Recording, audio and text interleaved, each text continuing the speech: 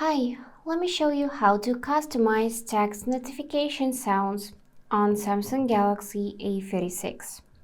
For that, we need to go in Settings and find Notifications tab.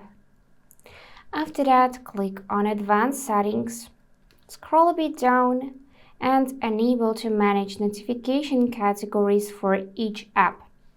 So just toggle on the switch and save changes by going back.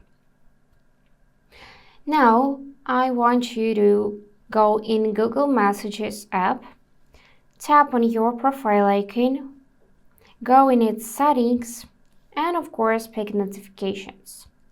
Make sure notifications are allowed and then you can go in its categories, tap on incoming messages, and here pick different sound. And with this way, you can customize text notification sounds. For example, we can pick this one and adjust its volume. Then save changes using back arrow. And here you can customize incoming messages by enabling or disabling to show as pop-up, vibration, app icon badges.